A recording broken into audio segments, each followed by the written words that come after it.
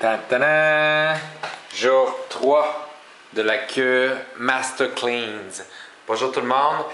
Alors, je ferai un bref vidéo pour annoncer que je quitte la cure. Il y a environ 5 minutes, j'ai mangé quelques petits légumes qui étaient dans une soupe. Je fais part de ma réflexion et c'est aussi dans mes enseignements. Donc, ce que je suggère à tout le monde dans mes enseignements, j'ai un chapitre là-dessus dans mon livre que je suis en train d'écrire présentement, c'est de... La première règle, c'est toujours suivre son cœur. Peu importe quel domaine dans sa vie, je t'allais voter tout à l'heure aussi, c'est suivre dans le cœur. Donc, voir la vie avec amour, positivisme, non pas du tout, plus de peur, rien de ça. Donc, amour, positif, qu'est-ce qu'on désire, qu'est-ce qu'on voit, qu'est-ce qu'on veut, qu'est-ce qu'on vibre, qui est positif. Alors, let's go. Je t'allais voter tout à l'heure, puis j'ai suivi cette ligne-là. Ensuite de ça, pour la cure, là, ça faisait 1 heure ou 2 que ça me chicotait de remanger, puis tout ça, puis je baisse d'énergie. J'aurais été très bien capable, j'ai fait au mois de mars 12 ou 13 jours. Là, je suis à ma... Donc, j'avais 3, 6, 7, 8 ou 9 repas de sauter, puis j'étais sur un bel air d'aller. Mais non, j'avais le goût de manger, bon, etc. Peu importe, là, j'avais vraiment le goût, puis j'analysais sous différents angles, puis j'avais vraiment le goût, puis je voyais que j'avais moins d'énergie un petit peu, puis ça. Donc, je me suis dit, tiens, je vais me centrer.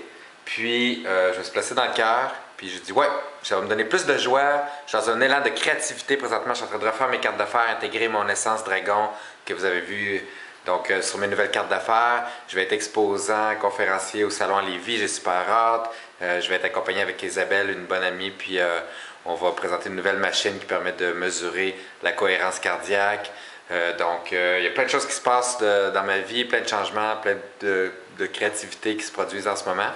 Et je sens que là, c'est pas le temps de faire la cure parce qu'en même temps, je m'amène quelque chose qui est plus de discipline. Puis tout ça en même temps que je suis dans une élan de créativité.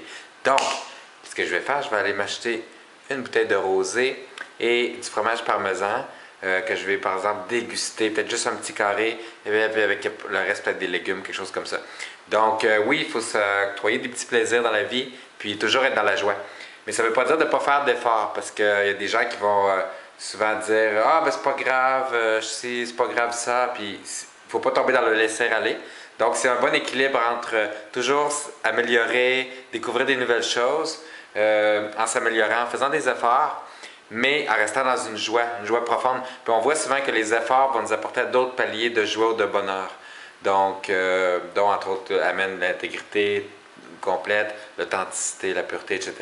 Qui, pour certaines personnes, vont demander des efforts, mais après vont procurer une joie. C'est quoi le mot? Donc, indélectable, indélectible, je ne sais pas, je ne suis pas certain de ce mot compliqué-là.